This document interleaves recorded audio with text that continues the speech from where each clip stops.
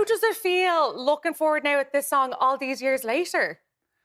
It's like I was here probably four years ago or something, and I think it was kind of the same thing. And I was kind of going, it's crazy that it's still around, and here we are, another 3 or 4 years later, Yeah. and it just refuses to die. It just continues to keep doing what it's doing, So it's great. Look, from my point of view, like to have been a part of something like that, that's still sort of affecting people and touching people is great. I mean, that's what you aim to do as a producer or an artist or whatever. So.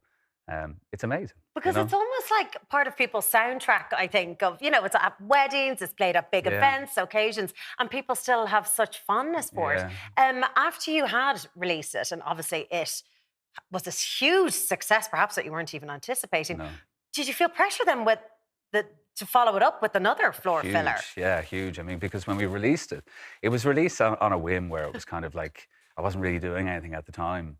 So it was like, would you like to put this out and let's see what happens? And we knew that there was an audience in Dublin for it because we had been running a pirate station and it was kind of born from that pirate station.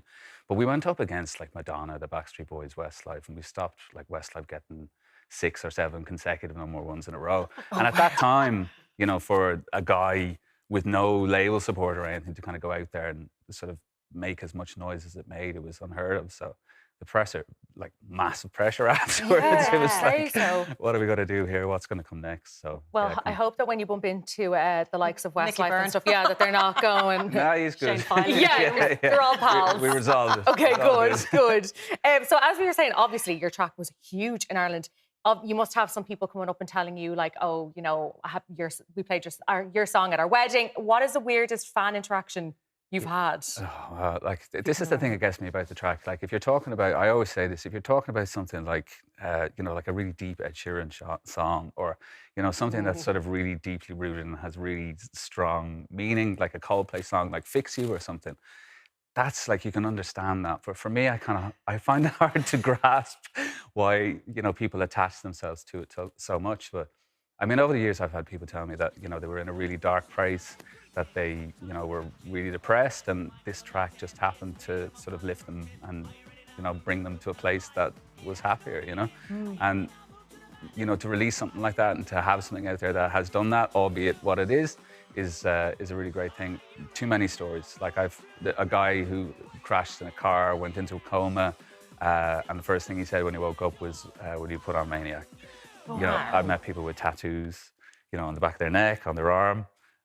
With Maniac. With Maniac, oh my gosh. Do you have any of them? I used to. I actually got it lasered off. Oh no! People should have that. I had the barcode from it, but it was done by this artist in like a really dodgy tattoo bar in Wexford. And the barcode that would have been on the back of the CD? The CD, yeah. Oh my God. So wow. Wait, did you check? Did it work? Could you scan it? It didn't work. But it wasn't that precise.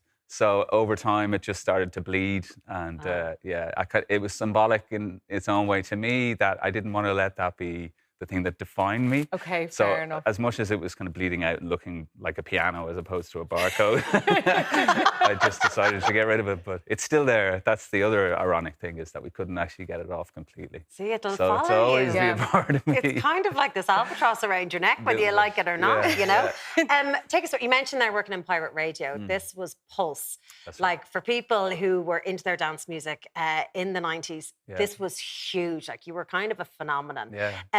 What was the scene like at that time in terms of dance music, the music you were playing compared to now? As we were saying, now it feels quite samey, it's quite homogenized dance music. It's Joe Corey, collaborating with X, Y, and Z. What was it like back then as a DJ in the 90s? It was all new. That was the thing, that, like, there hasn't really been any new genres of music in the last sort of 10 or 15 years, probably. Whereas at that time, there was, trance was new, and then there was progressive house and progressive trance, and, it was all kind of new sounding. But the pirate station came on just as everything was about to kick off. And I think that's where, like, it's right place, right time. And Maniac just landed in the right place at the right time, because Ibiza culture was happening. All the super clubs were happening over there, superstar DJs, Fatboy Slim, Paul Oakenfold, all these huge, big names, and we just rode that wave. And it was kind of the wave that brought the underground scene into mainstream. So, you know, dance music started to become popular and was in the charts, and the top 10 was full of dance tracks. So it was a really great time. I mean, the great thing about it is that a lot of it is kind of spinning around again.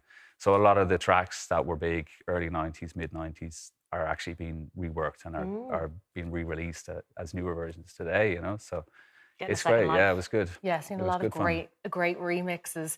And, you know, back then, nightlife, huge. And we're noticing that there's been a bit of an impact in the last few years, a lot of nightclubs kind of shutting down. Yeah. Do you feel like that's impacted the dance music scene? It has, yeah, definitely. But I mean, it's a good thing, to be honest, because I think it's been a reset. I mean, COVID was a massive reset for, you know, the music industry as a whole, but, you know, definitely for clubs as well. But I mean, it's kind of weird because we've got the likes of Belters Only and Jazzy and Shane Codd, you know, getting bigger and bigger and breaking into the UK and across Europe. But yet our sort of live music scene in terms of clubs is gone completely the opposite way.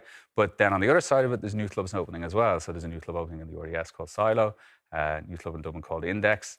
So I think a lot of clubs need to sort of stop, rethink, and maybe go back to the drawing board in terms of what they're actually offering people when they come through the doors. Because it's not enough now to just open the door, charge 15, 20 quid in and expect people to go in and stick to the carpet. And, you know, the game has been raised in terms of club culture, and a lot of people are kind of looking elsewhere for that kind of environment or that kind of entertainment. So I think there's a lot of forest raves and raves in barns and in people's houses happening now, you know. So, I mean, the dance music scene is huge. It's bigger than it's ever been. But the club scene, I just don't think they've aligned themselves, you know, properly to give people what they want.